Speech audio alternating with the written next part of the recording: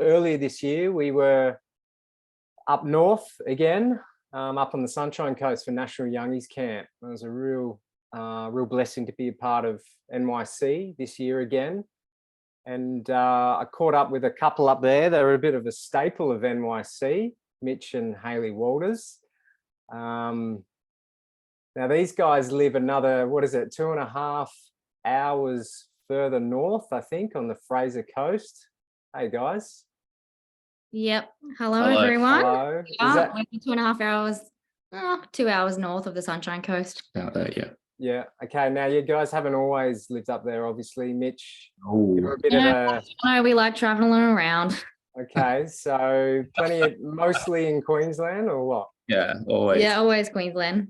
Okay, all right. But where did you guys meet? Well, Mitch at the time was living on the Gold Coast, and I was living on the Sunshine Coast. But we have had historically a lot of events where the youngies would all meet together in those locations. Yeah, as they do in the Southeast Queensland Youngies crew, which is good. So why the move to Fraser Coast then? I guess simply speaking, it's where God wanted us. It wasn't intentional. It wasn't either of us thinking we're going to move there, but I don't know. We were on the Gold Coast when we first got married, and then we moved to the Sunshine Coast, and then was Gympie, and then which is essentially just making our way further and further and further north. And then while we were living in Gympie, I was just not able to find work pretty much after we left the Gold Coast. Nothing was happening. I just could not get a job. No one would give me a job. And I applied for a single job up here, and more or less had that job within a week. Then we were looking to buy a house at the time in Gympie, which is about an hour or so south of where we are now. So it's in between us and the Sunshine Coast. And we weren't really able to make anything happen. Everything was just, I don't know, it was just not happening. And Hayley looked at a single house up here after I got the job. And within a week of that, we had a signed contract on a house. So it's very much where God wanted us to be. Amen. It's nice when it's clear like that, isn't it? Mm-hmm. That's great. So tell us a little bit about the fellowship up there on the Fraser Coast. How many people? What's the mix of people like? It's sort of two assemblies in a way, because Hervey Bay and Maryborough are about 30-ish kilometers. So it does tend to feel like you've got the old generation of people that have been around a long time living in Maryborough, because it's like an old town. And then you've got the younger people mostly living in Hervey Bay, but it's good. We have about 50-ish, about 50. Yep. If everyone shows up and isn't in Bundaberg or wherever else they are, about 50 odd people. And probably about a third of the fellowship has migrated here in the last year or two. Yeah. So that's why it's a big new mixture. Got a few young families, which is nice. We have a pool. We bought a hall. That was nice. We have a hall which is being renovated right now. It's nice to have a pool. The kids get to play in it in summer when it's actually usable. But no, it's really good. We all seem to get along. It's nice. It's not a huge assembly, so you tend to know everybody personally in a way.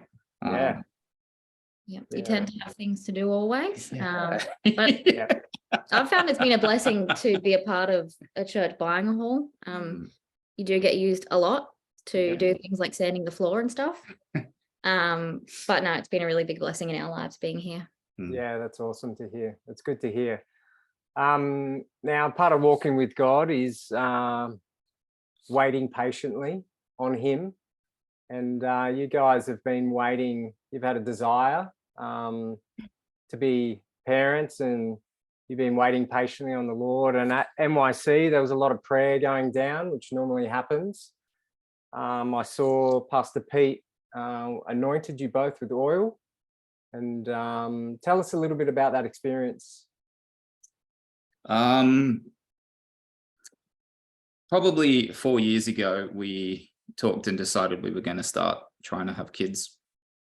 And well, it didn't work out how we thought it would. And it got to a point probably about 2 years back. So the previous National Youngies Camp, where we'd been trying and had a lot of not positive outcomes. And it was really starting to get to us. We'd had we'd had been through and whatnot a lot of trial up until this point, and it was sort of like, God, we just need something.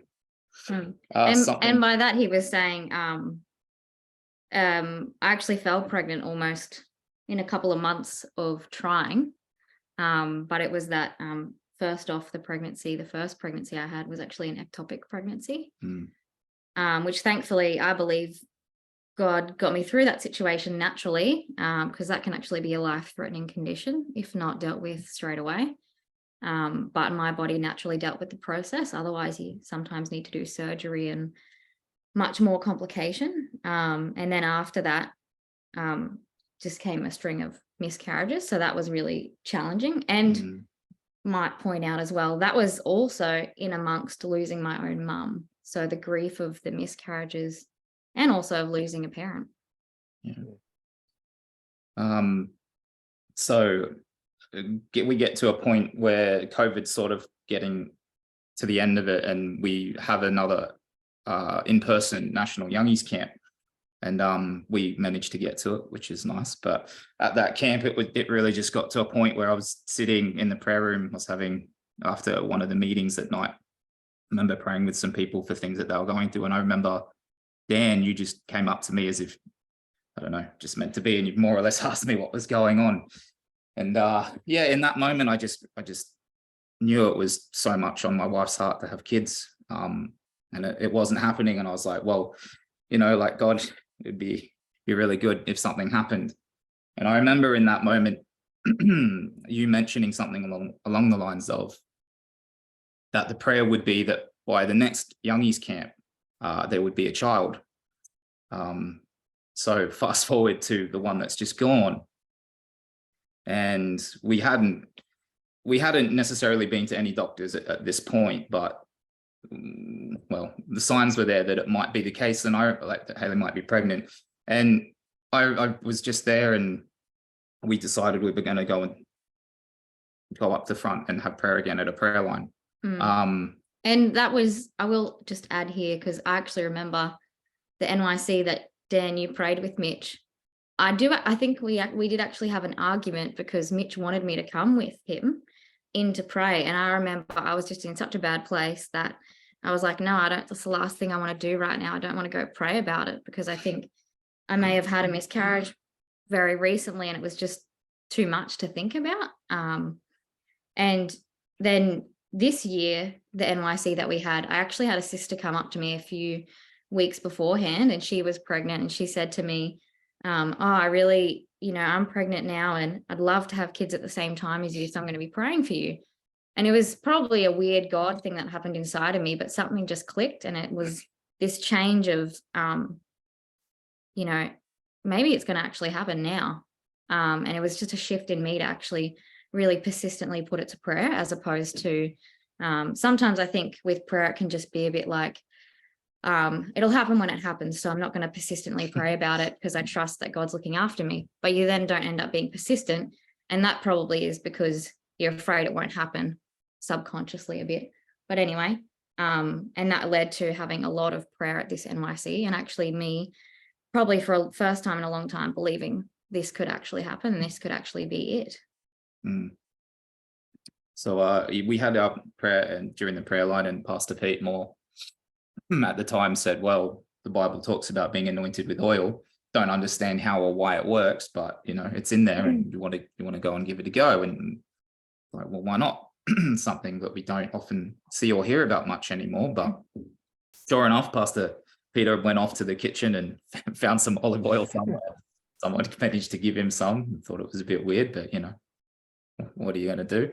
And yeah, afterwards, we after the meeting, after that, at some point, we just sat down, had a significant amount of prayer, and as the Bible says, just when he anointed us with oil and just prayed that God would have everything in hand. And then we drove home, and on the drive home, this is the first time I'm hearing about Mitch's prayer the previous year with Dan Frost, and that the prayer was that we would be we'd have a baby with us at this NYC this year. And on that drive home, I just, inside myself, there was this oh, I'm actually pregnant this time, because the baby was already there from the prayer last year. It's just not physically, you know, what you would expect physically there. Because I was late in my time of the month, and there was always that possibility at the NYC. But when I heard that, I was just like, oh, it's probably happening this time. Like, this is it. God's answered the prayer. And he did. Yeah, we went into a doctor, and well, what do they call it? Radiology, whatever it's called. So we went to do a scan. Yeah, that's the one. We went to do a scan a couple of weeks ago, and I was 9 weeks pregnant at the time. I'm now 12 weeks pregnant, which is significant to some people because apparently there's less risk. But not that we told everyone early anyway, because I just trusted that God was looking after us. But at 9 weeks pregnant, the lady said there was a fetus in there with a heartbeat, and that had never been a response I'd ever gotten from all of the history of the 4 years. So so technically speaking, that prayer we had with Dan, though the child was not born, technically the child was there. So that is wonderful news. Wonderful news. I'm so happy for you guys, and it will mean at the next NYC. Yes. Oh boy. There will be. I'm glad it's down your way, so that we aren't the ones having to bring heaps of gear with us and, you know, set stuff up. It'll be nice to we'll have enough to worry about. That's right. You'll have your hands full. So what a wonderful blessing. And thank you so much for sharing all of that with us. I know that it was obviously a real trial for you both. But the Lord honors his saints and honors his promises to us, and it's a real blessing to hear it. So thanks very much for your time. And it's nice to see you too. Yeah. Thank you. Thanks for inviting us. No worries. God bless. God bless. We'll be around. See ya.